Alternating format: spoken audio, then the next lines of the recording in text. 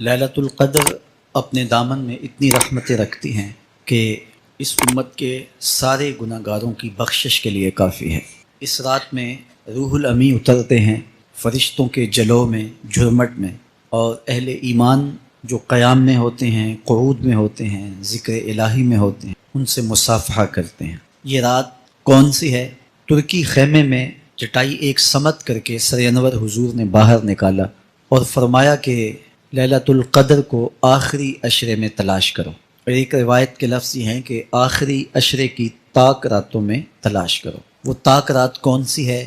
اس کو مخفی رکھا گیا۔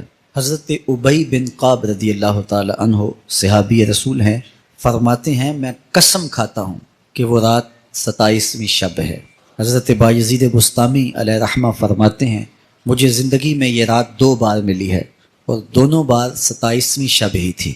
تو ہم اللہ کی بارگاہ میں امید کا دامن پھیلائے ہیں کہ یہی شب ہو اور اس کے دامن سے پھوٹتی ضیائیں ہمارے اندر کے اندھیروں کو ختم کرنے کا ذریعہ بنے۔ یہ راتیں آتی ہیں اور چلی جاتی ہیں، اور ایک وقت آئے گا کہ یہ راتیں آئیں گی اور ہم نہیں ہوں گے۔ کتنے لوگ ایسے ہیں جو پچھلے سال تھے لیکن آج نہیں ہیں، ان سے گزشتہ سالوں میں تھے آج نہیں ہیں۔ تو یہ جو میسر راتیں ہیں، ان کے دامن سے پھوٹتی ضیائیں ہمیں اپنے اندر سمو لینی چاہیے کہ ہم دنیا پہ نہ بھی ہوں گے تو یہاں سے جو ہم نے نور لیا ہوگا وہ قبر میں بھی چراغاں کرے۔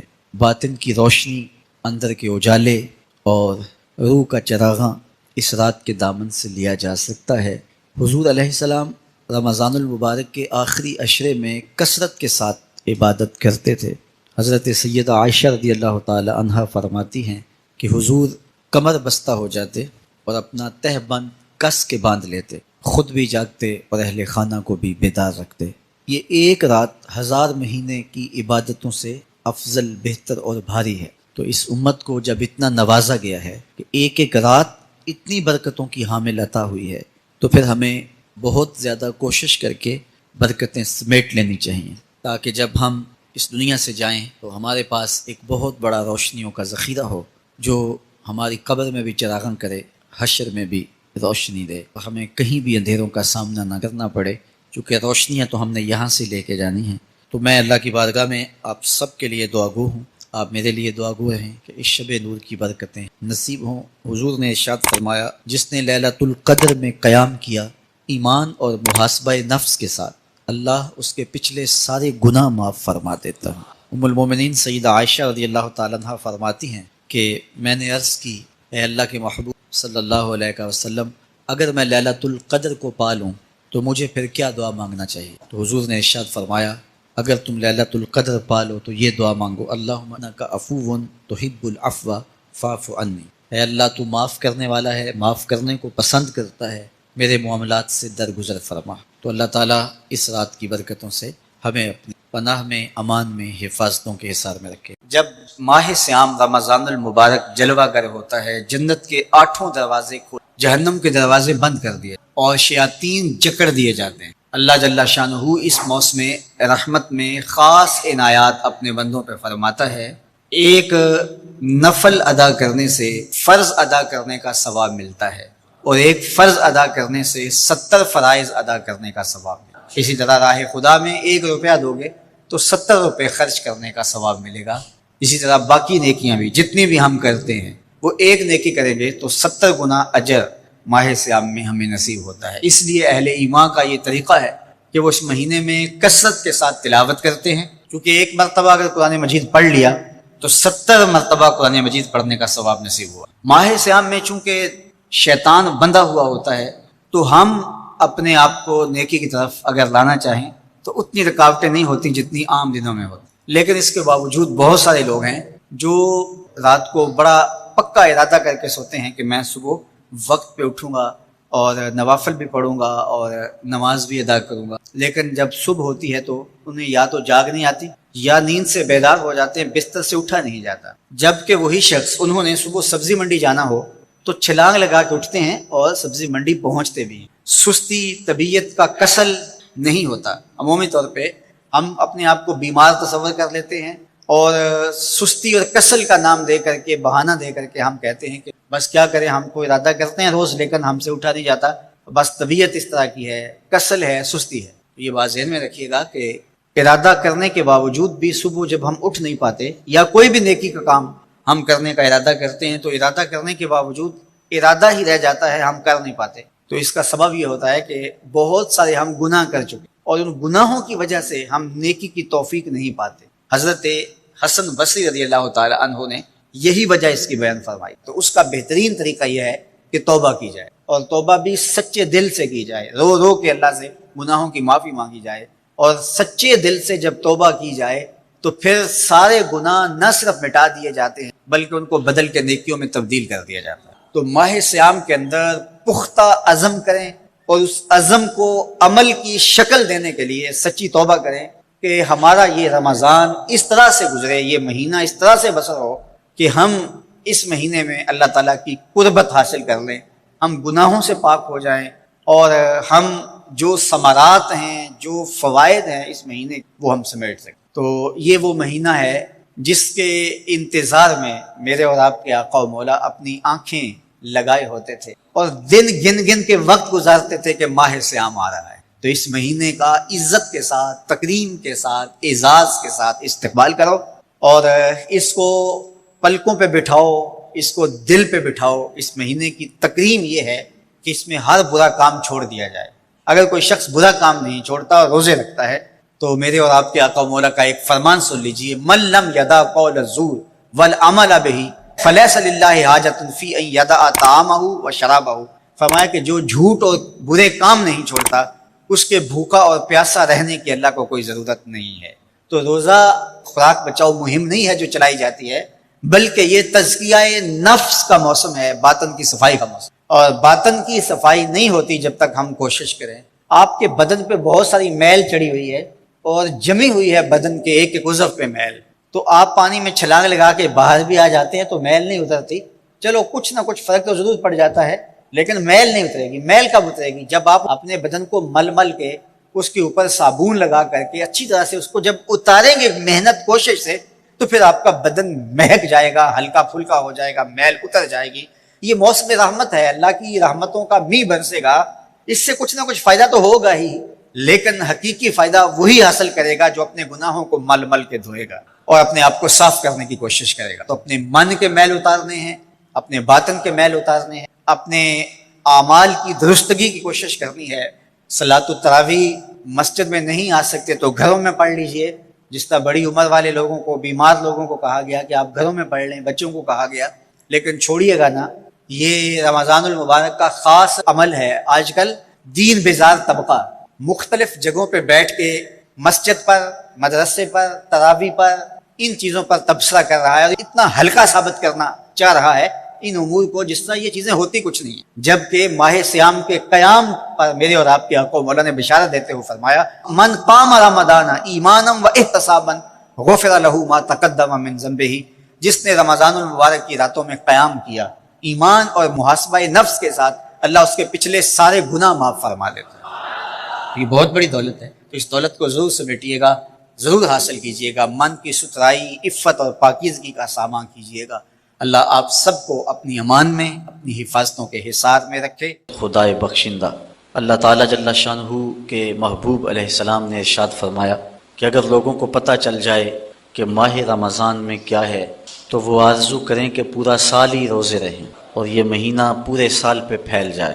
اتنی رحمتیں اور اتنی برکتیں اس ماہ نور کے دامن میں ہیں جو اہل ایمان کو نصیب ہوتی ہیں۔ رمضان المبارک اللہ تعالیٰ جل شانہ کے ہونے کا یقین پختہ کرتا ہے۔ ایک تو یہ کہ ہم اس بات کو محسوس کرتے ہیں جو کہ حضور نے ارشاد فرمایا کہ جب ماہ صیام آتا ہے تو شیاطین جکڑ دیے جاتے ہیں، سلسلۃ الشیاطین۔ تو ہم اپنی آنکھوں سے دیکھتے ہیں وہی محلے، وہی گلیاں، وہی بازار، وہی شہر، وہی بستیاں، وہی دیہات اور قریے ہوتے ہیں، لیکن جو ہی ماہ صیام کا چاند طلوع ہوتا ہے مسجدوں کے دروازے کھل جاتے ہیں اور محبتوں کا ہجوم ہوتا ہے، اور دوسری طرف ہم ایک نور اپنے دامن میں اترتا ہوا محسوس کرتے ہیں جو ہمارے بزرگ صوفیاء مراقبوں اور چلوں سے حاصل کرتے ہیں، محنت، تگ و تاز، جد و جہد، وظائف، پھر ایک نور پاتے ہیں اللہ جل شانہ کے ہونے کا، کہ وہ دیکھ رہا ہے ہمیں، یہ تیقن انہیں نصیب ہوتا ہے، لیکن ماہ سیام میں یہ نور بارش کی طرح برستا ہے۔ ایک گناہ گار سے گناہ گار شخص بھی اس چیز کو محسوس کرتا ہے۔ آپ نے کبھی دیکھا ہو کہ دوپہر کے وقت سخت گرمی ہے، زبان کانٹا بنی ہے، حلق خشک ہے، ٹھنڈا پانی دستیاب ہے، دروازہ بند ہے، کوئی دیکھنے والا بھی نہیں، اس کے باوجود بھی بندہ پانی کا ایک گھونٹ حلق سے نیچے نہیں اتارتا کہ میرا اللہ مجھے دیکھ رہا ہے۔ یہ نور خاص طور پہ ہمیں اس مہینے میں نصیب ہوتا ہے، بلکہ جب صبح سحری کا منظر ہوتا ہے تو چھوٹے چھوٹے بچے بھی جاگ پڑتے ہیں اور وہ بھی ضد کرتے ہیں کہ ہم نے بھی روزہ رکھنا ہے، تو مائیں ان سے مجبور ہو کے انہیں بھی کھانا دیتی ہیں۔ جب دھوپ چمکنے لگتی ہے اور بچوں کے چہروں پر کمزوری کے آثار ظاہر ہوتے ہیں تو مائیں کہتی ہیں کہ بیٹے تم روزہ کھول لو، تمہارے 2 روزے ہو جائیں گے۔ ہمارے دیہاتوں میں کہتے ہیں چڑی روزہ ہو جائے گا، لیکن میں نے دیکھا ہے کہ چھوٹے بچے بھی خلوت میں بھی پانی نہیں پیتے۔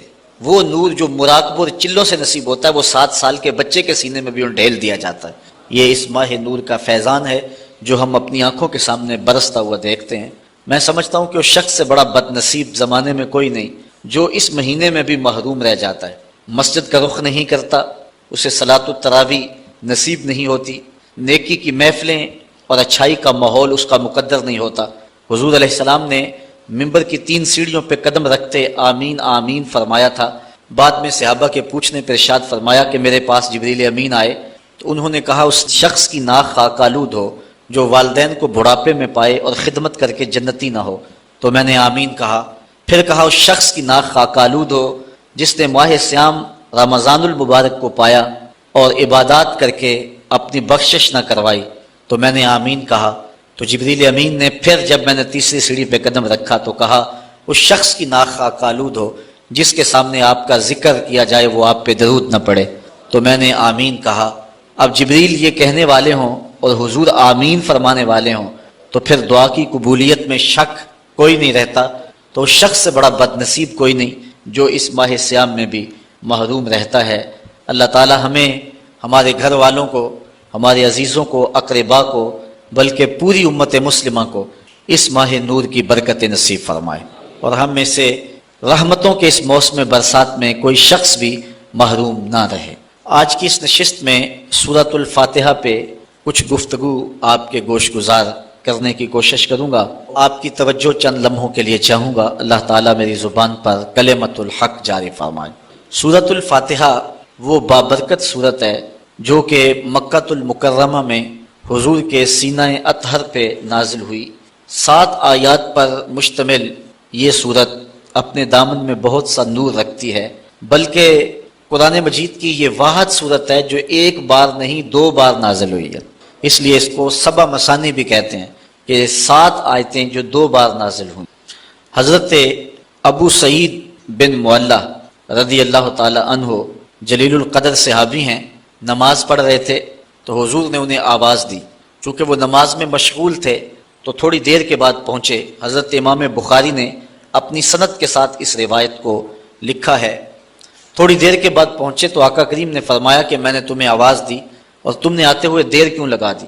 تو حضرت ابو سعید بن معلہ عرض کرنے لگے حضور میں نماز پڑھ رہا تھا۔ تو آقا کریم علیہ السلام نے ارشاد فرمایا کہ تو نے اللہ کا کلام نہیں سنا؟ یا ایھا الذین آمنوا استجیبوا للہ وللرسول اذا دعاکم، اے ایمان والو جب تمہیں اللہ اور اس کا رسول پکارے تو ان کی پکار پہ لبیک کہا کرو۔ یہ سورہ انفال کی آیت نمبر 24 ہے، اور حکم ہے اہل ایمان کو کہ جب حضور آواز دیں تو تم نماز بھی پڑھ رہے ہو، نماز چھوڑ کے نبی کی پکار پہ لبیک کہتے ہوئے حاضر ہو جایا کرو۔ اور پھر صحابہ اس واقعہ کے بعد حاضر ہوتے تھے اور آقا کریم جو کام کہتے وہ کام کرتے، اور واپس آتے تو جہاں سے نماز چھوڑی ہوتی وہیں سے نماز شروع کرتے۔ اوروں سے مخاطبہ کریں تو نماز ٹوٹ جاتی ہے، لیکن حضور علیہ السلام سے نہ کلام کرنے سے نماز ٹوٹتی ہے، نہ حضور کی خدمت میں حاضری سے نماز ٹوٹتی ہے۔ آقا کریم علیہ السلام کی خدمت میں نماز کے اندر ہی تو کہا جاتا ہے السلام علیکہ ایھا النبی۔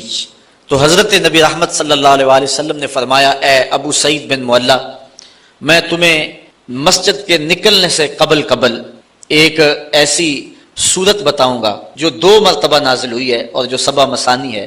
تو حضرت سعید بن معلہ کہتے ہیں کہ حضور نے میرا ہاتھ پکڑ لیا، جب ہم مسجد سے باہر نکلنے لگے تو میں نے حضور سے عرض کی حضور آپ نے وعدہ کیا تھا کہ میں مسجد سے باہر نکلنے سے قبل آپ کو وہ صورت بتاؤں گا جس سے افضل صورت قرآن کے دامن میں کوئی اور نہیں ہے۔ تو حضور علیہ الصلوۃ والسلام نے ارشاد فرمایا الحمدللہ رب العالمین، یہ صورت 7 مثانی ہے اور اس صورت سے افضل قرآن مجید کے اندر کوئی صورت نہیں ہے۔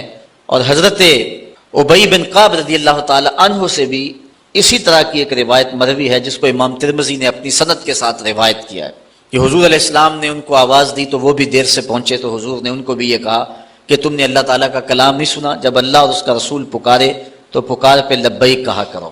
اور پھر حضور نے ان کو فرمایا کہ میں تمہیں ایک ایسی صورت بتاتا ہوں کہ جس جیسی صورت نہ تورات میں ہے، نہ زبور میں ہے، نہ انجیل میں ہے، اور نہ اس جیسی کوئی دوسری صورت قرآن میں بھی ہے۔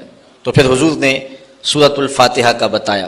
یہ وہ صورت ہے جو ہر روز ہر نمازی ہر نماز کی ہر رکعت میں وکالتاً یا اصالتاً تلاوت کرتا ہے۔ اگر کوئی 5 گانا نماز پڑھنے کی توفیق رکھتا ہے تو وہ دن میں 48 مرتبہ اس صورت کو تلاوت کرتا ہے۔ تو یہ وہ بابرکت صورت، یہ ہمیں کیا پیغام دیتی ہے؟ آج کی نشست میں ہم نے اس پہ مختصر گفتگو آپ کے گوش گزار کرنی ہے۔ قرآن مجید کے اندر کل 114 صورتیں